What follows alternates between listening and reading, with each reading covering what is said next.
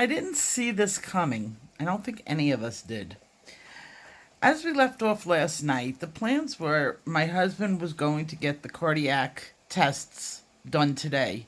Now, they are very dangerous for somebody who is in my husband's condition, and that's why the hospital was holding off on it because he was in no condition for it. So, we've been given a lot of options. We need a pacemaker. We were told that he has two blown valves and he needs a defibrillator pacemaker. And that's not debatable, or we didn't think it was. So he went in for the stress test this morning. I couldn't be at the hospital because my daughter got sick, and I told you in my last video that my daughter was sick, and I kind of felt, or kind of knew I was going to come down with it too. I was kind of alluding to the fact that I wasn't feeling that great yesterday and that I had to take better care of myself, and I do. So I skipped the hospital today thinking, oh, he's going to be going through these tests. It's going to be a big deal. Even though usually a stress test isn't a big deal. With my husband's condition having been what it is, and if you're new, my husband's heart stopped twice, like less than 2 weeks ago. And he was brought back from the dead. In fact, he was brought back from the dead. I thought I was a widow for over an hour during this time. The hospital had called me and basically told me he was gone. Their words to me, his heart stopped, but they're working on him. Any little bit of progress for my husband is good. And he's gone through a lot of dialysis and to get to the point where he is today. And that was doing the stress test. He was too sick to have that done, too unstable. He texted us I talked to him about 9 o'clock, and he said they were going down. I didn't expect to hear from him until the mid-afternoon, honestly. And I get a text from him onto the family group text, which we've had running in our family for years now, where we just talk amongst ourselves or, communicate that way. He was texting us during the test. I don't know if they let him bring his phone down. I've never heard of them allowing that, but he brought his phone down and he was texting to us while he was having this stress test. Now, it was a chemical stress test. It wasn't him running on a treadmill one. He's like, oh, part 1 is done and they're doing part 2 now and then part 3. And I knew he had come through the test, which they honestly told us he had a very good chance of coding during the test. That's what we were told. And he texted us. So after that, I fell asleep because I said I wasn't feeling good. Well, I fell asleep and I slept most of the day. And about 5 o'clock, I woke up and I called him immediately. And I was like, what did the doctor say? What's going on? He's like, well, it's weird. I'm like, what? He goes, the doctor never came to give me the results. I'm like, what? He goes, no, I haven't been seen by anybody today. I took the test and they put me back in bed and I went to physical therapy and that was it. I was like, okay. And then he said, but they did give me consents. I'm like, what do you consent to do? He goes, heart surgery tomorrow. I go, tomorrow, which technically is today. They gave him consents without the doctor even giving him a diagnosis. Now, I know a lot of nurses out there are going to go, what? They've never heard of that because, believe me, in all the years I was nursing, I've never given out consents for a procedure that the doctor hadn't already talked to the patient about. So we're sitting here, even now, not knowing what his heart is, and they've left it because the nurses can't tell us. Nobody came to see him. We totally don't know. And apparently he's having heart surgery today, which is going to be weird because my husband did not sign the consent for it. And he's going in at 1 o'clock for the procedure. What they're doing is they're putting in a defibrillator pacemaker. Now, this tells me, and I could be wrong, that his tests either came out really great because he had two blown valves. How does the valves involved in this? Are they going to do two heart surgeries, one heart surgery? Are we consenting to what? And there's the big question of what they're going to do about his anticoagulants because he has to go off of them for 9 days, which is really strange to me that they're going to start he's been on a heparin drip.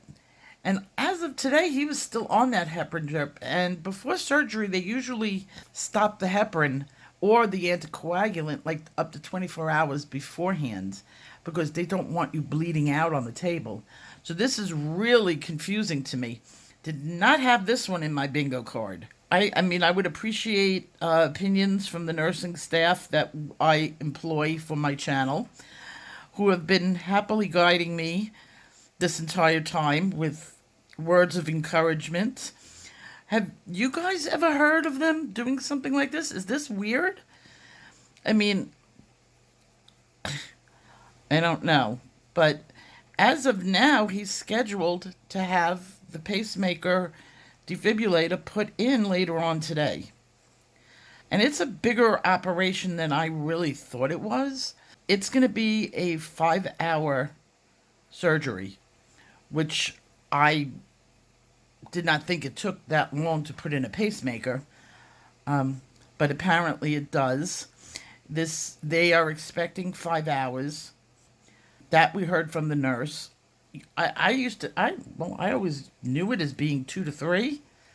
5 hours is a long time to be under anesthesia in his feeble condition. And then we heard that they don't really put him out under full sedation or completely. Now, I heard that. I didn't tell my husband that. I didn't want to give him a panic attack, but when I was looking up the defibrillation, because I didn't have, any opportunity to ask these things to the doctor, apparently they do sedation, not anesthesia. I can't imagine lying on the table sedated while somebody is cutting into my heart. It's a whole new world out there because that's not how I went to nursing school and they did it. It was a much bigger deal back when I was working in the hospital or alive. So, I mean, I wasn't afraid of, if there was a normal situation, I would not be afraid of a pacemaker placement or the defibrillator. We've known for years he's needed this.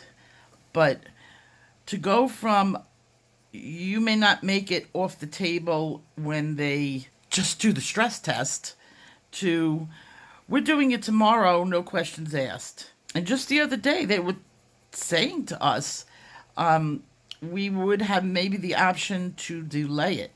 So I don't know why it's good if they're saying he's in good condition, he's in the best condition he's going to be in, because he is doing actually really well.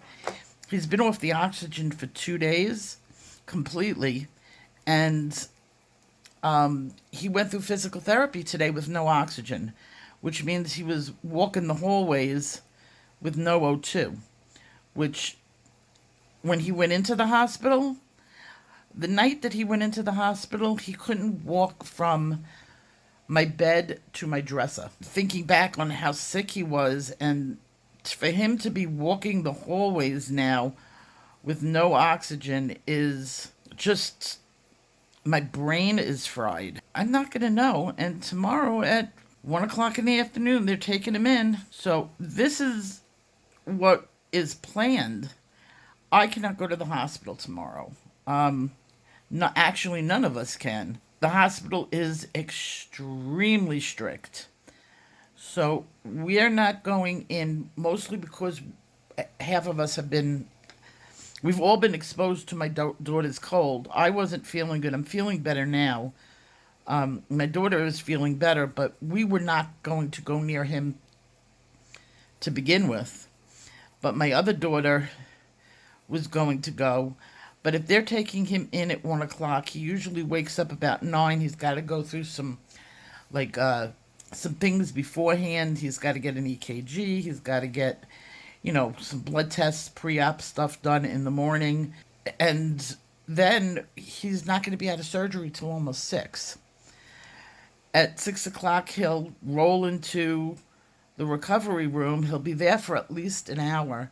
And then, from what we understand, from the limited amount of questions we've been able to ask, he's going to go back to the ICU, which makes complete sense for them to put. I mean, I don't think I would want him anywhere else except for the cardiac care unit tomorrow night. And that's my update. I would imagine this picture is going to be done by the morning because it is very soothing. Again, I'm still working out of that Color It Mandela 4. This has been my absolute peace. I don't know if I'm going to, after all this is done, I'm ever going to be able to look at this book again with having memories. But while this has been my total savior, and I'm actually thinking very clearly tonight. I really imagined myself being more of a mess. I've just gotta, I just have not a panicked feeling like I've had for the last 6 weeks of my life or more. The weeks are running into each other. But even to dream right now that he's coming home soon is beyond what I can even imagine because of everything that's going on. I never expected him to be walking through the door, and he possibly could be within the next 2 weeks. Okay, well, that's what's going on. So please, if you're going to pray on any day, it's today. And today could be life-changing for us. I can't ever imagine my husband being in a regular cardiac rhythm, like a rhythm where he doesn't scare the medical people if they do an EKG on him, because he does that. He scares people. I'll let you know how things went as soon as I know. Take care. Bye-bye.